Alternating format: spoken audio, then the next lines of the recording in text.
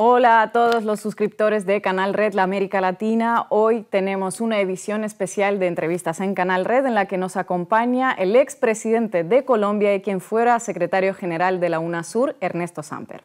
Presidente, muchísimas gracias por estar aquí. Bienvenido a Canal Red. Quiero empezar con una pregunta un poco personal. Usted en algún momento afirmó que se considera mejor expresidente y que si pudiera ser expresidente sin ser presidente lo habría preferido. ¿Cómo es eso? No, es que ser presidente, especialmente de Colombia, es duro. Unos 4 años de presidente de Colombia es como 40 años de presidente de Suiza. Entonces lo que yo digo es que uno sale de presidente con una cantidad de líos, de enemigos, de investigaciones, de cosas que tiene que responder a la condición de expresidente. Entonces yo digo que si uno pudiera ser expresidente, que lo respetan, que no tiene tantos problemas, que no le hacen tantas entrevistas molestas y sin ser presidente sería perfecto. También en una entrevista reciente usted dijo que el fenómeno de Donald Trump va a implosionar Estados Unidos y que está tocando una serie de fibras que en cualquier otra circunstancia pondrían los pelos de punta a un gringo normal. ¿Qué fibras está tocando y en qué consiste la implosión esta que anticipa? Lo primero es que yo creo que tenemos que darle gracias a Trump. ¿Por qué? Porque Trump dio una patada en la mesa internacional y no está resultando como él pensaba, que eso iba a fortalecer su posición hegemónica en el mundo, sino al contrario. El mundo se está recomponiendo para ajustarse al desbarajuste que produjo Trump. Por ejemplo, en América Latina. En América Latina, ¿cuáles son los temas de Trump? Lo primero, que elevó los aranceles. Entonces tenía suscritos una cantidad de acuerdos de libre comercio con Perú, con Colombia, con Chile, que ya no tenemos que cumplir. Y esos acuerdos de alguna manera desbarataron los procesos de integración que había, como el de Mercosur, como el de la Comunidad Andina, porque simple y sencillamente metieron un socio extranjero que venía de afuera, que reclamaba 0 aranceles, cuando en eso consistía la integración. 0 aranceles, pero entre nosotros, no con Estados Unidos. Pues ahora los tratados ya no valen. Segundo, el tema de los migrantes. Muy doloroso sí que haya devuelto a los migrantes esposados, migrantes que son migrantes regulares. Nadie se vaina de su casa por voluntad propia. La gente deja su casa o porque hay un volcán que amenaza una tragedia, o porque hay un conflicto civil como en el caso de Colombia, o porque simplemente quiere mejorar sus condiciones de vida. Y esa gente la está devolviendo criminalizada, estigmatizada, y me parece que eso lo que puede crear es un sentimiento sanamente anti-norteamericano en América Latina, que pensábamos que fuera de Estados Unidos no era salvación, que llegar a Estados Unidos era el cielo. Ya no. Ya llegar a Estados Unidos para los migrantes se convirtió en un infierno. Entonces ahora lo que podemos es trabajar un concepto que se había venido desarrollando en América Latina, que es el concepto de ciudadanía. Es decir, los migrantes no son unos seres desechables, porque estamos en un mundo en el cual estamos luchando porque haya libre movilidad de bienes, libre movilidad de servicios, libre movilidad de capitales, pero no de personas. Tenemos que luchar porque el concepto de la movilidad de personas esté enmarcado entre un concepto de ciudadanía que es el derecho a tener derechos. Ser ciudadano no es solamente que usted sea de Rusia o yo sea de Colombia. Ser ciudadano también es el derecho que usted tiene en este país y yo en cualquiera del mundo de que me respeten mis derechos. Así de sencillo, en eso consiste el concepto de ciudadanía. Y finalmente, Trump, ¿qué más nos dejó? Nos dejó la reivindicación de Panamá. Panamá es como si le quitan el corazón a América Latina. Panamá fue de Colombia, era hermana de Colombia. Y cuando la perdimos, Colombia comenzó a dejar de ser importante internacionalmente, porque éramos el punto que unía, el puente que unía a Centroamérica con Sudamérica. Pues bueno, si vamos a hablar de reivindicación de soberanía, ¿por qué no acaban con la base que tienen en Cuba? ¿Y por qué no acaban también con las Malvinas? Uh-huh. ¿Y por qué van a reclamar la soberanía de Canadá? Entonces Trump lo que está es volviendo a unas épocas pasadas, que era la época de las hegemonías territoriales. Y termino contestándole su pregunta. ¿Qué es lo que va a hacer que Trump eche para atrás? Y digo, repito, lo de Trump está produciendo resultados maravillosos, porque está recomponiendo las fuerzas del mundo en otra dirección. Unos resortes morales que tiene Estados Unidos. Estados Unidos no es el Departamento de Estado. Estados Unidos son los investigadores universitarios, son las universidades, son los intelectuales, son los medios de comunicación independientes, son hasta los artistas de Hollywood. Todos esos son los resortes que están viendo que lo que tienen es un loco suelto, que eligieron un loco suelto y que hay que controlarlo. Y creo que eso, lo que sucedió en Los Ángeles el fin de semana, lo que está sucediendo en Harvard, lo que está sucediendo que los jueces le están trancando todas las decisiones, jueces federales, jueces locales, cortes supremas federales. Todo eso es lo que va a trancar a Trump. Por eso digo que lo que hay en Estados Unidos es una implosión que de alguna manera va a controlar a Trump.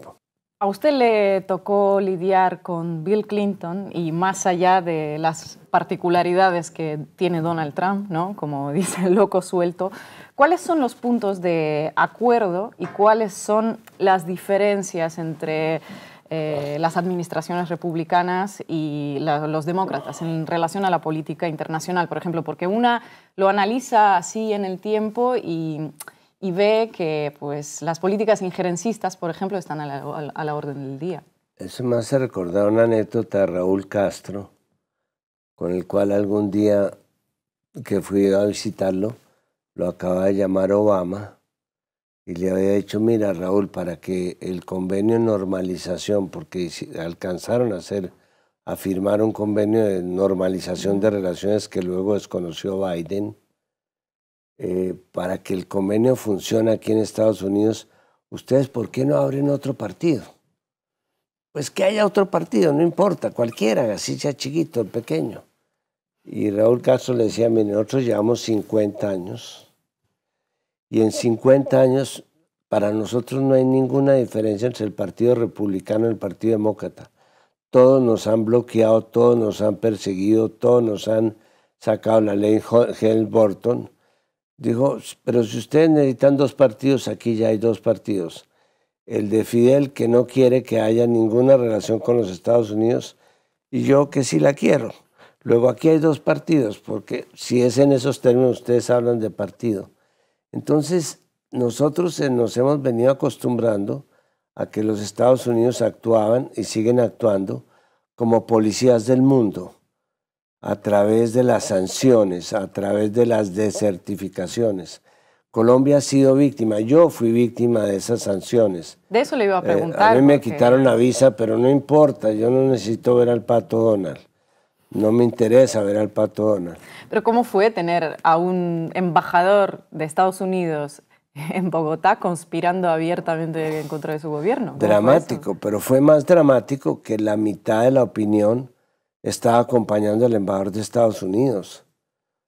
Si no, yo lo hubiera sacado del país. Yo me arrepiento de no haber sacado del país al embajador. ¿Por qué no lo sacó en ese momento? Porque había medio país, especialmente sectores intelectuales y académicos de opinión, que estaban respaldándolo. Yo dije, si lo saco, puedo crear un cisma aquí dentro de los sectores de la clase dirigente colombiana.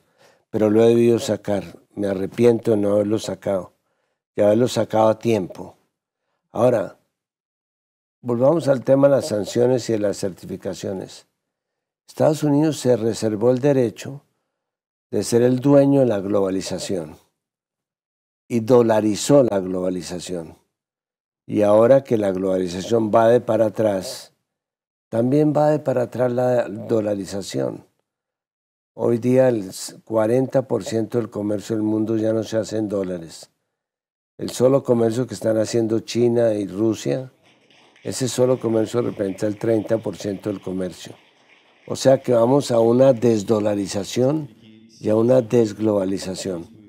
Por eso yo creo que esta coyuntura es muy especial, que tenemos que pensar no solamente que lo que teníamos ya no sirve, sino qué necesitamos hacia el futuro. ¿Y qué se viene después? ¿Qué necesitamos hacer? ¿Qué viene después? Y yo no creo que vayamos a ir hacia una especie de bipolaridad, como dicen que ahora el mundo lo va a gobernar Estados Unidos y China. Primero porque a China no le interesa ser un polo hegemónico. China lo que quiere es ser un buen amigo en todas partes.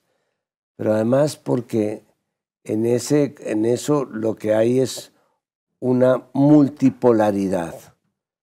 Yo creo que el mundo va hacia un nuevo sistema de Naciones Unidas que no esté gobernado por los Estados Unidos, en el cual haya democracia en la Asamblea, no un Consejo de Seguridad que veta cualquier iniciativa que se presente, así sea recomendada por los 180 países que conforman la Asamblea General, en el cual los mecanismos económicos como el Fondo Monetario, el Banco Mundial y la OMC no estén al servicio de los intereses de un modelo neoliberal de desarrollo como el que están tratando de imponerle al mundo y en el cual tengan mayor relevancia unas Naciones Unidas sociales que son las que van más mal, donde está la UNESCO, donde está la FAO de alimentación, donde están los compromisos de cambio climático. Yo creo que hay que replantear todo el mundo en función de un nuevo multilateralismo. De eso vamos a volver a hablar. Le quería preguntar en particular sobre China, las relaciones con América Latina, pero ahora voy a volver a la ONU y a su experiencia personal como presidente, porque he leído una anécdota que me gustaría también preguntarle, que usted cuenta que fue a una asamblea general y llevaba una pastilla de cianuro por si lo capturaban. ¿Cómo fue eso? ¿Fue tan tremenda la cosa? La relación con los Estados Unidos, la relación de mi gobierno fue una relación muy dura, como de hermanos, como Caín y Abel. ¿Y a qué se lo atribuye? ¿Por qué fue tan dura la relación? Fue tan dura primero porque yo había propuesto la legalización de la marihuana en Colombia, que eso no le gustó nada a los gringos. La propuse desde los años 80, desde un frente gremial, porque en esa época la marihuana estaba concentrada en una zona del país. Y yo decía, comprémosle la marihuana a los campesinos, hacemos cualquier cosa con esa marihuana, pero evitemos que al reprimir esos cultivos, la gente gane más, y al ganar más, se pase a la coca, y de la coca pase a la cocaína, y de la cocaína al narcotráfico, que fue lo que sucedió en Colombia. Y eso no me lo perdonaron los gringos. Y por eso nuestras relaciones comenzaron mal. Además porque yo era muy crítico de la actitud de los gringos, de la cosa imperial, sus pretensiones hegemónicas. Y llegaron muy mal hasta tal punto de que, bueno, desertificaron a Colombia, me quitaron la visa, amenazaron de que iban a mandar, pues, casi que tropas a Colombia, y en ese momento yo tomé la decisión de ir a las Naciones Unidas a denunciar lo que estaba pasando en Colombia. Y el día antes de salir para Estados Unidos encontramos que habían sembrado droga en el avión presidencial. Un poco con la idea de que cuando yo llegara a Estados Unidos pues pudieran acusarme de que estaba llevando droga. Una cosa demencial que no se le ocurre sino a las mentes de la DEA o de la CIA. Fue la DEA, ¿no? Fue la DEA la que con la ayuda de la Fiscalía colombiana, metió esa droga debajo del puesto donde estaba el piloto del avión, de tal manera que los perros no podían olerla.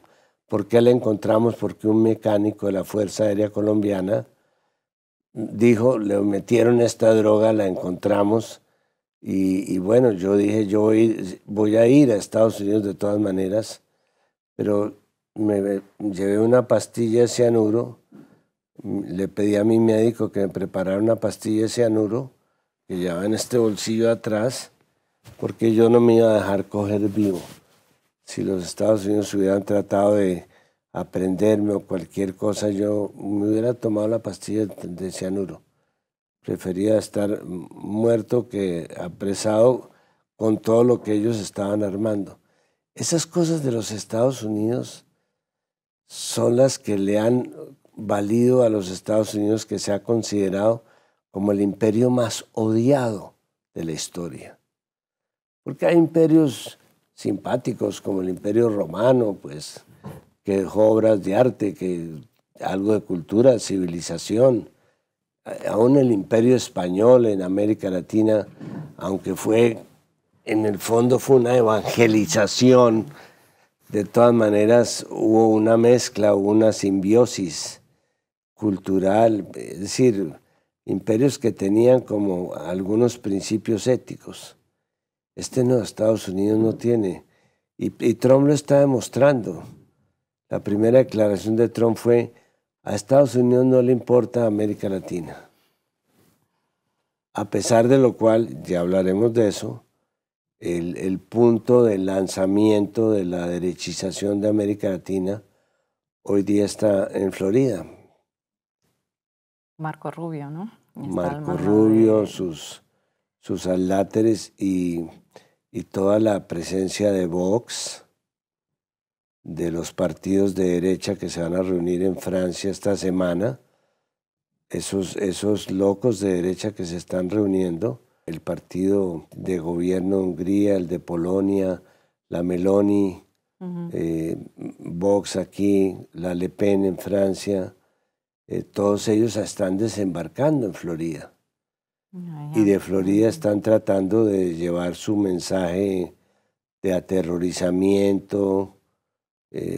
No solamente se están comiendo los partidos de derecha. Se dice que usted fue el primer presidente al que le aplicaron lo que hoy se conoce como lawfare, ¿no? Como la guerra judicial, guerra jurídica. Ya me explicó un poco por qué fueron a por usted, ¿no? Sí.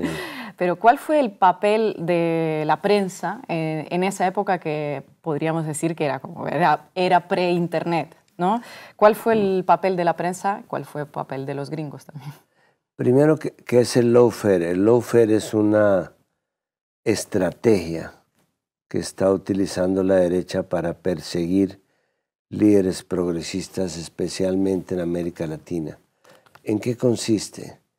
En la judicialización de la política, con la ayuda de los portentosos medios de comunicación que tienen y convirtiendo en héroes de telenovela a jueces y fiscales, los temas que se deberían debatir en los escenarios democráticos se trasladan a los escenarios judiciales.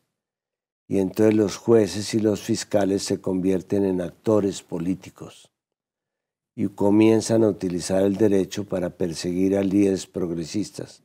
¿Y qué es perseguir? Es violar las condiciones del debido proceso, pasar por encima de las garantías judiciales, la garantía a ser juzgado en intimidad, la presunción de inocencia, la no filtración de las informaciones.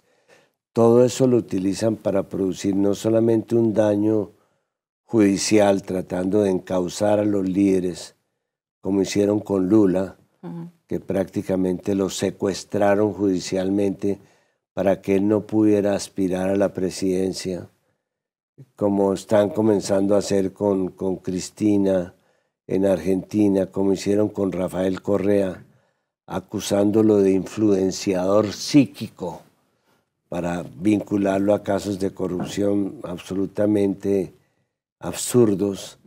Entonces, esa confabulación de los jueces de utilizar la justicia como un arma política, pues está llevando peligrosamente a la politización de la justicia, en América Latina especialmente.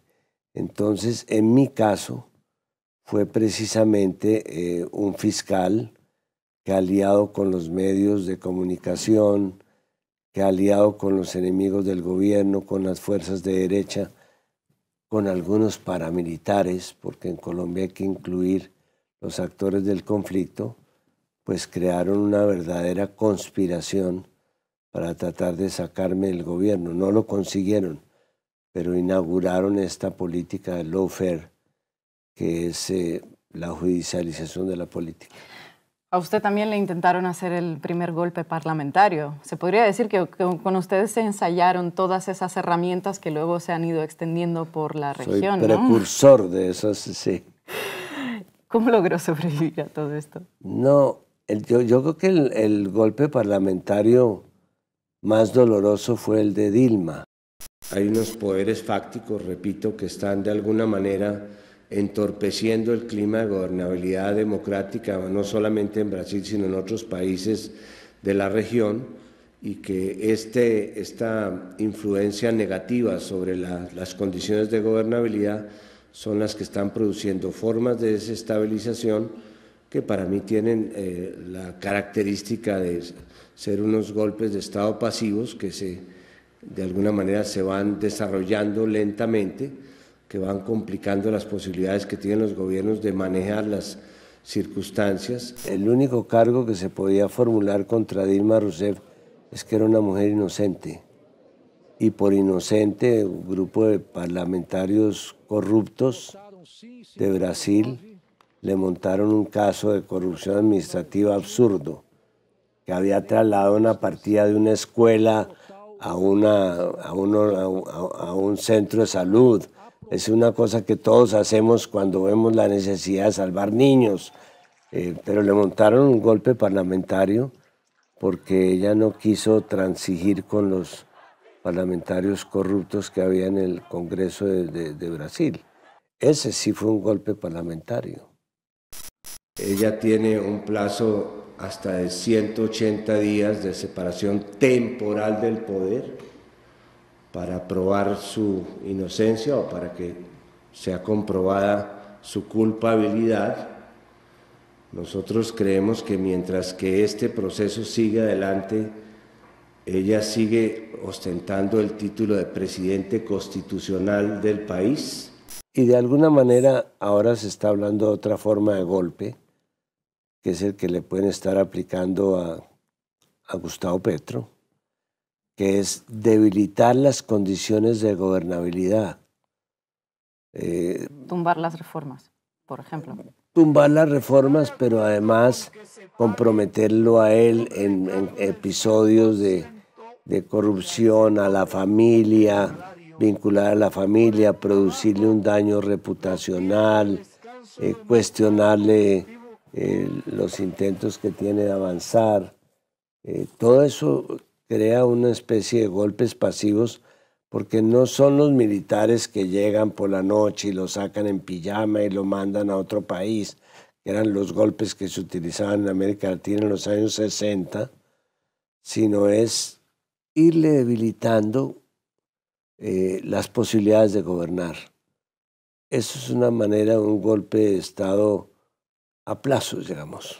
¿Qué opina de que se esté vinculando ahora mismo el atentado contra Miguel Uribe, que está luchando por su vida, con Gustavo Petro? ¿Y qué le recuerda a usted? Porque ha tenido una experiencia parecida. Bueno, lo primero, pues yo he revivido mi propia experiencia personal.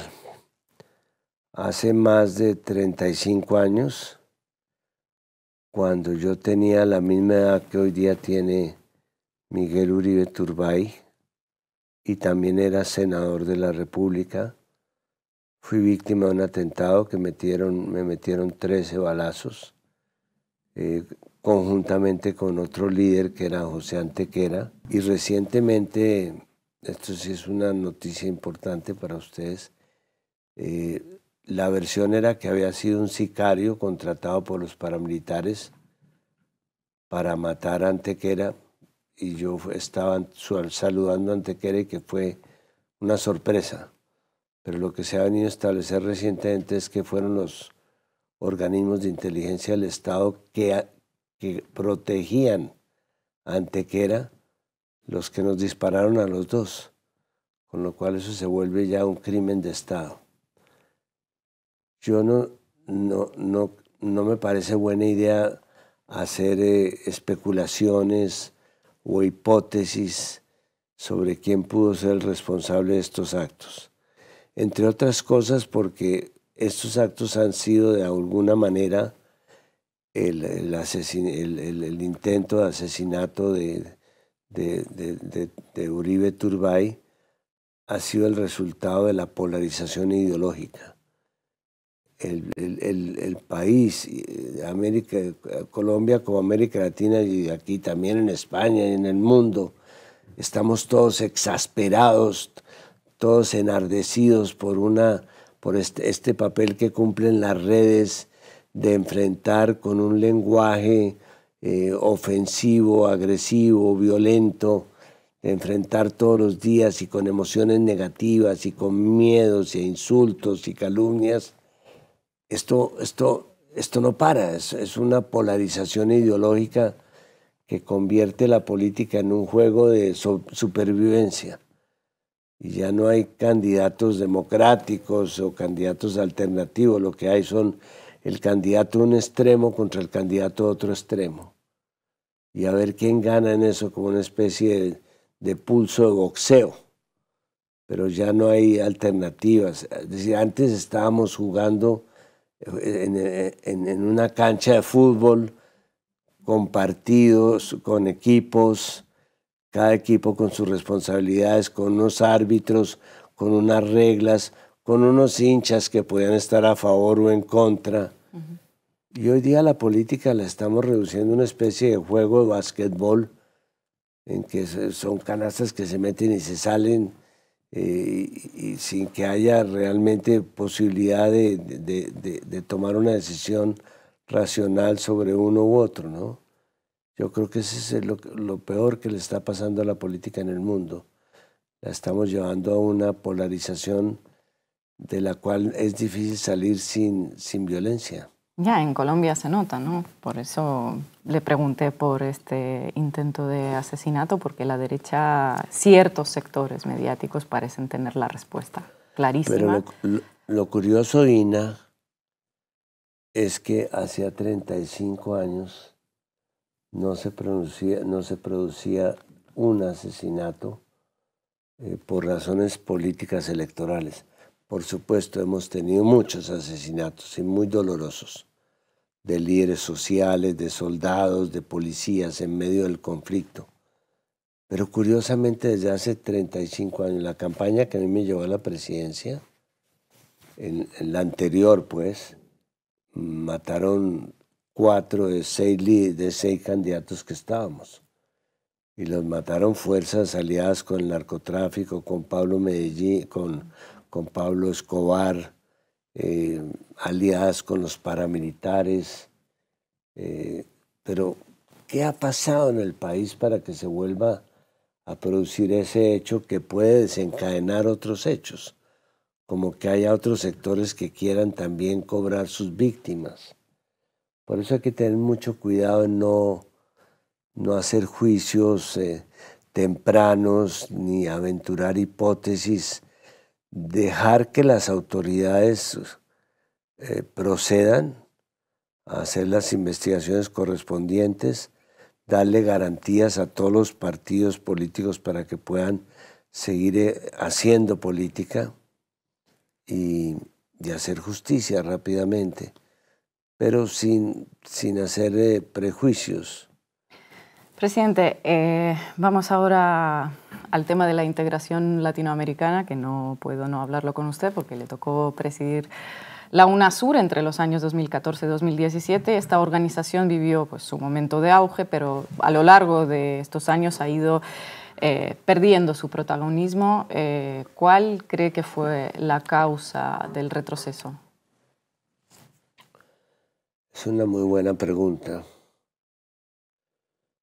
Yo creo que dejamos de entender que las relaciones internacionales se dan entre estados y no entre gobiernos.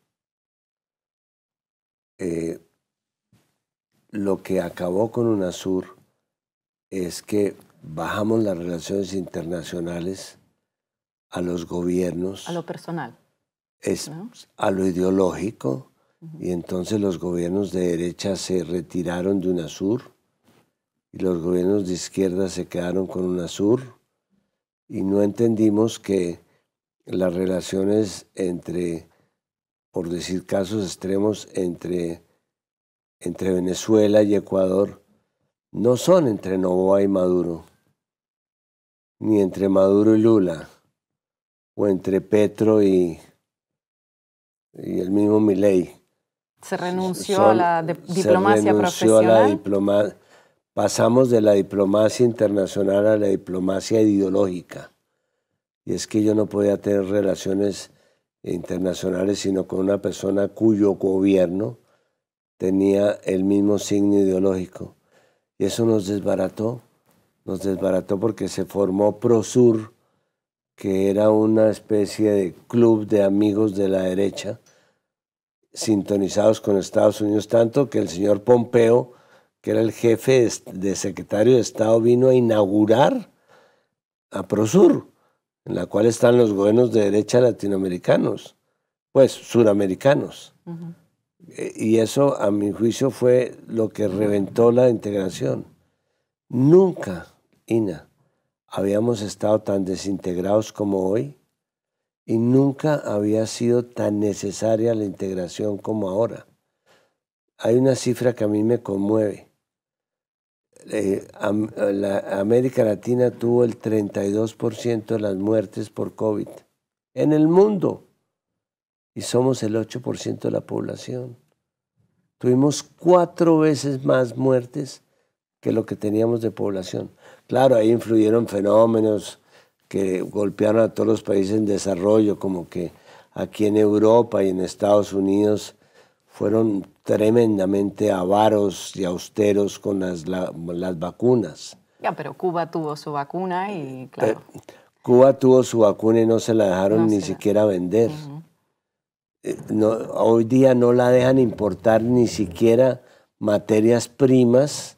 Lo de Cuba, si Kafka estuviera vivo, habría escrito una novela sobre el bloqueo cubano, que es kafkiano. Realmente las restricciones, que no pueden importar alimentos, que no pueden importar materias primas para producir vacunas o medicamentos, que no pueden utilizar tarjetas de crédito, que no tienen luz porque no pueden importar combustible. Lo que se está produciendo en Cuba es un genocidio como el de Gaza. Poco más lento porque tiene más posibilidades de defenderse, porque no los están bombardeando físicamente como en Gaza. Pero realmente ahí lo que hay es una operación de exterminio. ¿Qué diferencia hay entre lo que puede estar pasando en Gaza en cuestión de días y con las bombas de Netanyahu y lo que puede estar pasando quizás en meses en Cuba con las bombas del señor Trump? Nunca Latinoamérica ha estado tan desintegrada. Acabas de decir que falta para una integración más sólida. Voluntad política de integrarse. Por eso yo tengo mucha confianza en que lo de Trump nos va a ayudar, porque ya nos dimos cuenta de que la integración con Estados Unidos no vale la pena. Sistema interamericano, que fue el sistema que se inventó Estados Unidos para apropiarse de América Latina, está totalmente desacreditado. El último señor que acaba de pasar en la OEA, el señor Almagro, estaba al servicio de los intereses norteamericanos. La proeza que hizo el señor Trump fue nombrar en el Banco Interamericano de Desarrollo, el BID, que durante 60 años lo ocuparon latinoamericanos, nombró a un señor que ahorita es el subsecretario del Departamento de Estado para América Latina, el señor Malcone o Carone. Es decir, es increíble. Y además una cosa que a mí me enardece es que Estados Unidos nos exige todos los días que cumplamos con lo acordado en el Tratado de Derechos Humanos de San José, lo cual está bien que uno cumpla con los derechos humanos, pero Estados Unidos no lo ha firmado. No lo ha firmado, Ina. Están tratando de acabar con la Corte Interamericana de Derechos Humanos porque está fallando en contra de Estados Unidos en temas de derechos humanos. Dice que se necesitan voluntades políticas para una integración, pero justo durante los años del auge de la UNASUR, de los mecanismos como la CELAC también, había como una percepción de que se había logrado, ¿no?, esa integración, el no al ALCA, pues la patria grande, cuando estaba Hugo Chávez vivo. ¿Cuál es la diferencia de esa primera ola progresista de la segunda? ¿Qué le falta? Tú lo acabas de decir. La diferencia es que ya no está vivo Chávez. Chávez era la voluntad política. Bueno, estaba Chávez y estaba Correa, y estaba Evo Morales, y estaba Kirchner, y estaba Pepe Mujica, y estaba Lula, y estaba la Bachelet. Primero, ellos tuvieron la voluntad política de hacer UNASUR, pero esa voluntad política se hubiera podido mantener a pesar de que hubiera cambios ideológicos en los gobiernos. Cuando yo fui secretario general de UNASUR había 7 países que tenían una ideología de izquierda y 5 que tenían una ideología de derecha. Y funcionaba. ¿Por qué funcionaba? Porque buscábamos no lo que nos diferenciaba, sino lo que nos podía unir. Nos unían políticas como tener una integración energética en la región, hacer los ferrocarriles que comunicarían el Atlántico con el Pacífico, las propuestas de ciudadanía, las propuestas de desarrollo social. No se le olvide a usted que el mejor año de la época de UNASUR fue del 2010 al 2016, que fue mientras duraron estos gobiernos, que inclusive estaba hasta Álvaro Uribe.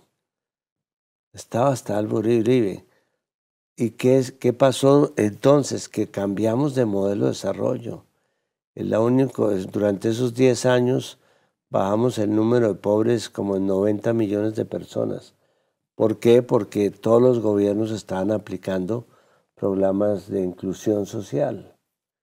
A partir del 2016 viene el invierno conservador. ¿Ahora mismo ve algún liderazgo progresista en la región que le resulte inspirador y del que se pueda aprender? Sí, yo creo que de alguna manera, aunque América Latina está viviendo un peligroso proceso de derechización. Y ojo, cuando hablo de derechización no estoy hablando de conservatización. Hay partidos conservadores, hay partidos de derecha que siguen en el juego democrático, pero nosotros estamos dando pasos agigantados hacia un neofascismo en América Latina. Bukele es un neofascista, Bolsonaro era un neofascista, Milei es un neoliberal, pero va hacia un neofascismo. ¿Por qué? ¿Por qué? Esa era la pregunta que le iba a hacer. ¿Por qué está habiendo un neofascismo muy preocupante? Primero, porque los partidos dejaron de representar a los sectores populares. Los partidos se clientelizaron. Hoy día la relación entre los presidentes y los partidos es una relación casi que clientelista. Eso nos llevaría a una reflexión mucho más profunda y es la crisis de los sistemas presidencialistas en América Latina. Esos presidencialismos en América Latina es de los pocos países del mundo que sobreviven los presidencialismos, ese revuelto entre lo malo del presidencialismo norteamericano y lo malo del monarquismo español que nos quedó, todavía tenemos rezagos. Esos son los presidentes latinoamericanos que mandan en todas partes y no se les obedece en ninguna. Bueno, en primer lugar. Segundo, el avance de unos poderes fácticos. de grupos económicos que han venido concentrando la propiedad con el modelo neoliberal y que han comprado el poder político, lo han cooptado a través de los medios de comunicación, a través de los grupos parlamentarios de derecha fascistas. Entonces, esa crisis de representación, esa falta de actores políticos y el avance de esos poderes fácticos como grupos comunicacionales, ONGs internacionales, jueces y fiscales haciendo lawfare, agencias calificadoras de riesgo de los países, todos esos sectores conspirando, pues están corriendo la política hacia la derecha y no hacia una buena derecha. No es que sean partidos conservadores, son partidos fascistas que tienen modelos autocráticos de gobierno, como lo que puede ser Bukele o Bolsonaro en su momento. Sí, hay quien habla también de la crisis de las democracias liberales, ¿no? Precisamente de estos gobiernos. Sí, y el acentuamiento de los modelos de mercado, ¿no? Voy a pasar un poco a la geopolítica en esta etapa que se abrió a partir del ascenso de Trump a la presidencia, de la confrontación con China. Hay quienes piensan, y entiendo que usted es uno de ellos, que Latinoamérica tiene pues una gran oportunidad por delante, si es que se mueve de manera inteligente. ¿Qué es lo que deberían hacer los gobiernos latinoamericanos para aprovechar esta oportunidad y qué es lo que deberían evitar también? Lo primero, tú decías que sí hay tres actores principales todavía en América Latina que, digamos, están dando una batalla progresista, que son México, Colombia y Brasil. Son tres líderes importantes que están dando una batalla por mantener el progresismo. Honduras podría sumarse ahí, aunque un país más. Sí, Honduras, lamentablemente podríamos perder a Bolivia. Venezuela, de todas maneras, tiene un enfoque progresista. Y Cuba, es que estamos juzgando a todo el mundo con los patrones, con el paradigma occidental. Pidiendo actos. El paradigma occidental es capitalismo igual a democracia, democracia igual a derechos humanos. El que se salga de ahí está condenado a muerte, al infierno. Y los chinos han vendido otro paradigma. Ellos dicen, bueno, capitalismo puede ser socialismo, socialismo de Estado, ¿por qué no? Es un sistema económico. Democracia, ustedes hablan de democracia electoral, yo hablo de democracia social, tengo todo colectivizado, es decir, todo se vota solidariamente en todos los dirigentes los escogemos por participación popular, y derechos humanos nosotros no los estamos declarando, sino los estamos cumpliendo, porque les estamos dando salud, educación, alimentación, se lo estamos dando a todo el mundo. Entonces ahí viene y la libertad, Amartya Sen. ¿De qué nos sirve la libertad si estamos llenos de necesidad? La satisfacción de la necesidad lleva a la libertad, no es al revés. Entonces, estamos juzgando mal a los países que tienen otro paradigma. Entonces ahí es donde yo voy, que lo que viene es un cambio de paradigma para incorporar a Oriente. No vamos a renunciar al paradigma de Occidente, pero vamos a incorporar a Oriente con su paradigma. Y eso supone que América Latina tiene que jugar en una bancada, porque yo veo que el nuevo multilateralismo va a ser un juego de bancadas, que América Latina a través de la CELAC llega a votar en un foro internacional como bancada regional. Y para que nosotros entremos a jugar como bancada, tenemos que identificarnos con un polo, o con varios polos, mejor. Pero nuestro polo, desde el cual tenemos que dar nuestras luchas, es el polo del sur. China ahora que está ganando mucho protagonismo, ¿no?, en América Latina mediante inversiones, la iniciativa Una Franja, Una Ruta, hay amenazas desde el norte, ¿no? Hay una suerte incluso de campaña de miedo desde los grandes medios de información que habla de una suerte de neocolonialismo a la China, ¿no? ¿Qué opina usted de estas alertas que se lanzan y ¿cuál es la diferencia entre el modus operandi chino en América Latina del de Estados Unidos? A Estados Unidos no le interesa tener amigos, sino intereses. Su política internacional es defender intereses. A los chinos les interesa tener amigos. Su política internacional parte de la base de tener más amigos. ¿En qué consiste la iniciativa de la Ruta de la Seda, que es la política internacional de China? En que ellos abrieron una gran casa, en la cual hay 3 cuartos, el de cooperación, el de inversión y el de comercio. Y ellos le dicen a la gente, primero entre a la casa y luego dígame en qué cuarto quiere estar, si le interesan los 3 cuartos. Y por eso China, que no tiene afán en tomarse al mundo, ni es su objetivo tomarse al mundo, en este momento ha avanzado, por ejemplo, en el África. El 80% de las relaciones económicas de África se dan precisamente con la China. Por eso está desplazando a Europa en los mercados en los cuales era competitiva Europa. Y por eso está entrando a América Latina.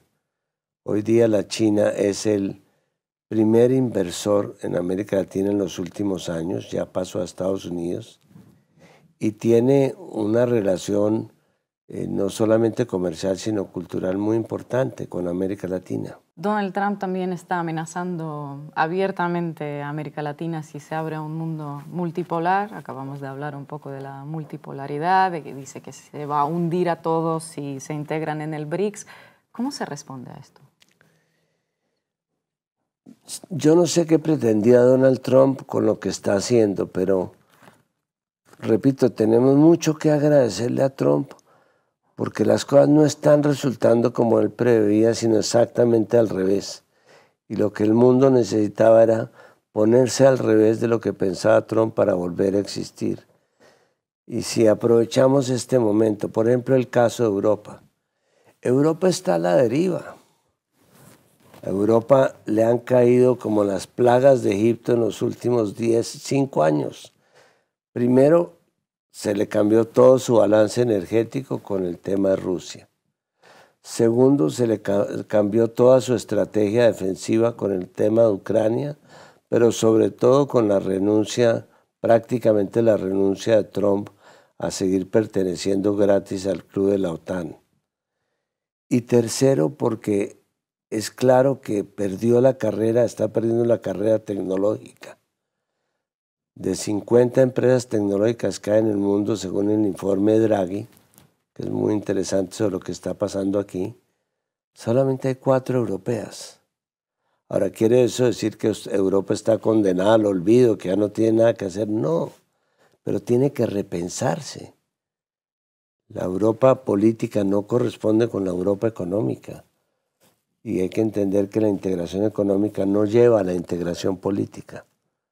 Y Europa tiene que jugar políticamente. Tiene que jugar políticamente con ventajas que por supuesto tiene. En América Latina las necesitamos. América Latina tiene el 40% de posibilidades de energías renovables en el mundo. Tenemos agua, tenemos viento, tenemos sol. El 40% de esas posibilidades. Y aquí Europa tiene la manera de desarrollar esos desarrollos energéticos, tienen la forma de hacerlo. Nuestra alianza tendría que ser, no si nosotros les vendemos más aguacates y ustedes nos venden más quesos, sino tendría ustedes, no, porque tú eres internacional. Sino si Europa nos vende quesos y nosotros les vendemos aguacates, no. Hay que entrar a ese desarrollo de esas tecnologías. Tenemos nosotros el 25% de la biodiversidad del mundo. Las grandes reservas genéticas del mundo y del futuro están también en América Latina, pero necesitan investigación y desarrollo. Para eso se necesita lo que ha progresado en bioquímica, por ejemplo, Europa. Otra vez Trump. Trump está acabando con el liderazgo científico de Estados Unidos. Es decir, cerrando todos los proyectos de investigación. Y que hace gran favor, ¿no? A América Latina, también a China. Bueno, pues eso, ¿a dónde se van esos investigadores que además se están yendo?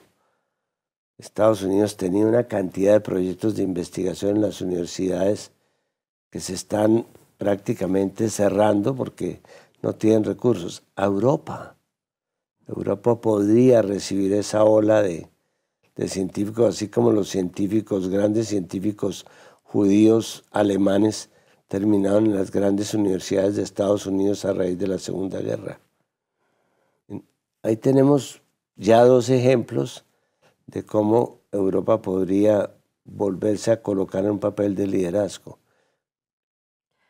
Ahora Europa está en una carrera por aumentar el gasto en defensa y no parece que le interese nada más, al menos a su Pero mira cúpula, la tragedia, porque realmente lo que se va a gastar en defensa se lo podía gastar en desarrollo de tecnología.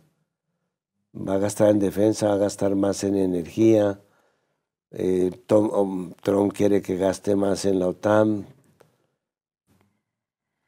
Vamos a volver a Colombia. ¿Cómo ve a Gustavo Petro ahora que han pasado 3 años desde el ascenso a la presidencia? No tan mal como piensan sus enemigos, ni tan bien como piensa él mismo. Yo creo que hay cosas importantes del gobierno de Petro que vale la pena destacar. Por ejemplo, la que a mí más me gusta, se asomó toda una nueva generación de colombianos al poder. Llevamos 200 años gobernando los mismos, me incluyo, con las mismas. Y Petro asomó un poco de gente, mucha de la cual estaba en la guerrilla y que llegó a... Cierto, algunos no funcionaron, otros sí funcionaron, pero como en todos los gobiernos. Pero yo creo que el hecho de asomar nuevas caras, eso para el país es conveniente porque parte del conflicto que vive Colombia tiene que ver con que se cerraron los espacios políticos alrededor de los dos partidos tradicionales. Durante muchos años gobernamos los dos partidos tradicionales y la guerrilla es un resultado de que no se encontraron espacios para hacer oposición dentro de la democracia. Y parte de los acuerdos de La Habana que empezaron a darle la paz al país era que hubiera muchos partidos y muchas expresiones partidistas y sociales de participación social. Sin embargo, no ha sido posible la paz total todavía. ¿Por qué? Porque no es fácil, pero yo creo que es el segundo tema que pienso que hay que reivindicar. A pesar de todos los esfuerzos, primero lo de la paz total tiene su racionalidad. Si tú tienes 8 incendios en tu casa, puedes apagar 3, pero si dejas uno solo vivo, se te quema la casa. Y nosotros teníamos muchos incendios vivos, de los paramilitares, de los sicarios del narcotráfico, del tema del ELN, del tema de las FARC, del tema de los En fin, yo creo que lo que ha faltado, y soy crítico en esto, es que faltó estrategia para apagar todos esos incendios y una ley marco que permitiera, dijera, yo con los grupos criminales voy a hacer sometimiento judicial. Ustedes se entregan, yo les doy unas garantías. Que puede uno negociar con un grupo criminal? Políticamente nada. Pero con los sectores de la guerrilla, como el ELN, las disidencias de las FARC, las mismas FARC, había que sentarse a negociar como se hizo con las FARC. Y había que hacerle el seguimiento a las FARC que no se hizo adecuadamente. Y había que continuar con el ELN, que era el segundo grupo guerrillero. A pesar de todo lo cual, mire lo que va a quedar tan importante. Va quedando justicia transicional, la JEP, que es el sistema de justicia transicional, la Comisión de la Verdad, la unidad de búsqueda. En Colombia hay 110.000 desaparecidos. Se creó por lo menos una unidad para buscarlo. Ya no estamos pensando que los responsables son los victimarios o que hay que encontrarle salida solo a los victimarios. la nueva ley establece que, que el objetivo de la paz son las víctimas. Tenemos 10 millones de víctimas, Ina, 10 millones de víctimas.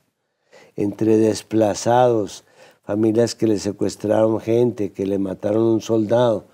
Es decir, el país tiene que, si quiere llegar al posconflicto, tiene que pensar en esas víctimas. Y en estas negociaciones que hicieron con el ELN, que lamentablemente hoy están trancadas, por lo menos yo reivindico 3 cosas importantes. Primero, territorios. Hacíamos la paz como un concepto nacional. Hoy día nos dimos cuenta de que el conflicto está en 16 territorios. Territorios aislados, el Catatumbo, el Tumaco, el Magdalena Medio. Hay que llevar la paz a esos territorios. En esos territorios viven 10 millones de colombianos, que son los que están realmente sufriendo por el conflicto. Eso lleva a un segundo tema, que es el del derecho internacional humanitario. Hay que aplicar los mínimos humanitarios para salvar a esas personas. No hay que esperar a que se firme la paz para cuidar las escuelas, para evitar el reclutamiento de menores, para evitar la violencia sexual que se está dando en esas regiones, los desplazamientos masivos, los aislamientos masivos, la colocación de minas y de bombas, la sustitución social de los cultivos de coca. Todo eso el país lo ha comenzado a entender. Y el tercero, la participación. Con el ELN se alcanzó a negociar formas de participación. Hablábamos de los poderes fácticos, ¿no? Pues para contrapesar esos poderes se necesitan organizaciones populares y sociales. ¿Qué papel juegan los medios de información en los procesos políticos en Colombia ahora mismo y en qué se parece con lo que usted vivió como presidente? Los medios tradicionales, no como este, juegan un papel, a mi juicio, muy perjudicial. Porque en Colombia hace 20 años, poco menos, estábamos divididos entre los que pensaban que lo que había en Colombia era una amenaza terrorista y que había que combatirle a cualquier costo, y los que pensábamos que lo que había era un conflicto armado y que había que combatirlo a través del diálogo, de la negociación, de la aplicación del derecho internacional humanitario y siempre en función de las víctimas. Pero los medios en Colombia, esto no lo va a contar, pero es verdad, están creando una psicosis de guerra en este momento, para que dentro de 6 meses, 1 año, cuando sean las elecciones, la gente diga no, aquí lo que hay que hacer es poner orden y pedirle al señor Uribe que diga a quién pondría él para que hiciera ese orden. Esto es un poco una caricatura.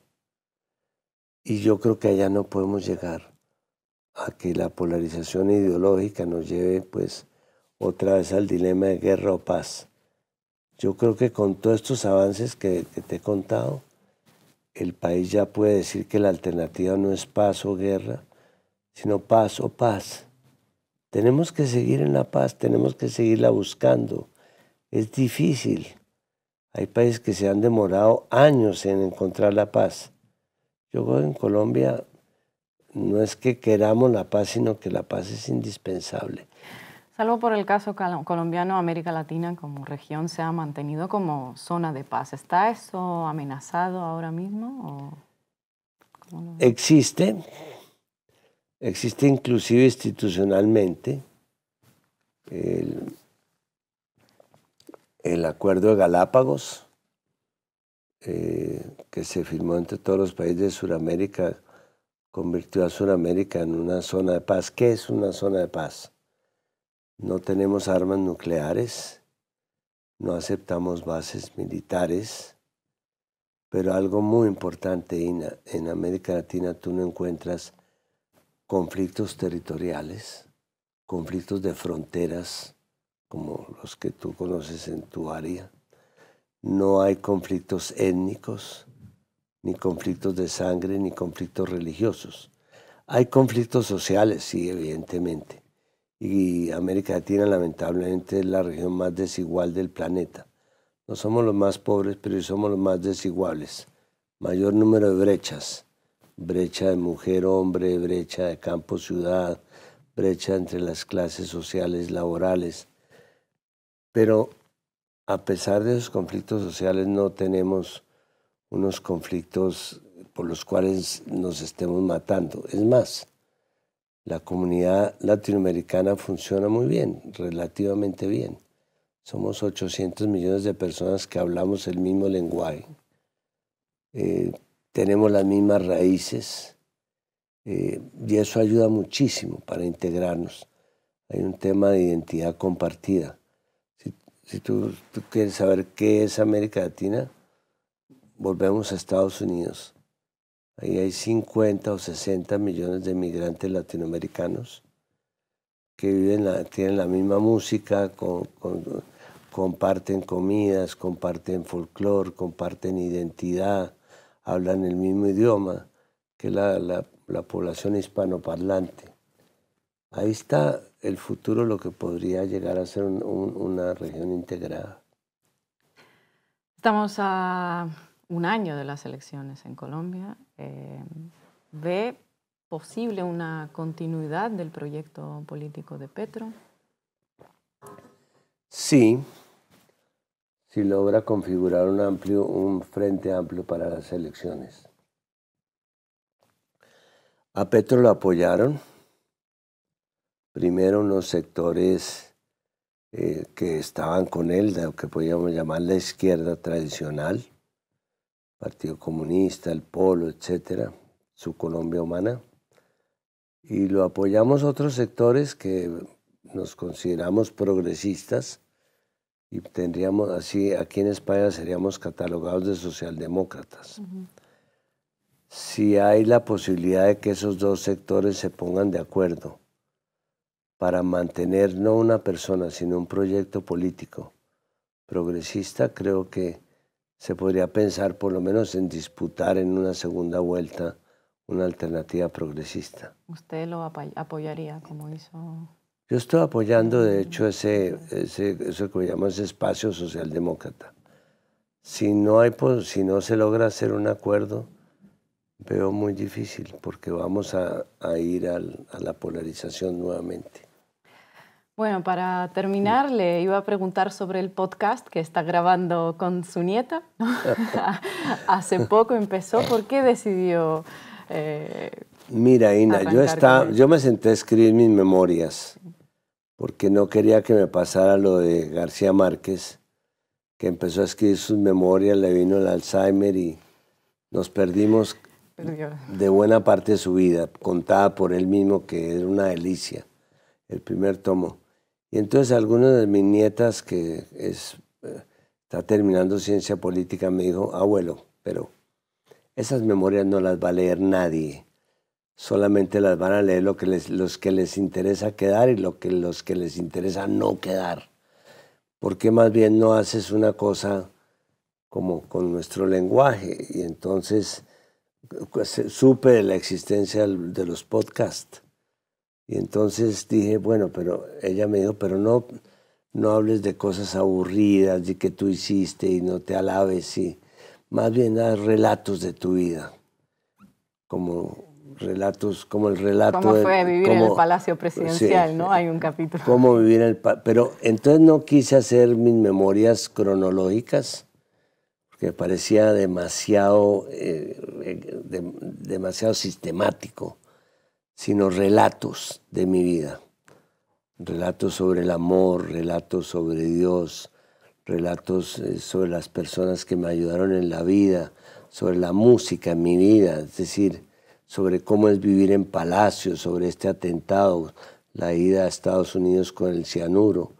Entonces quise y las personas que he conocido, yo, por ejemplo, yo conocí al Papa Francisco, tuve una relación muy especial con el presidente Mujica, conocí a Arafat en circunstancias muy difíciles.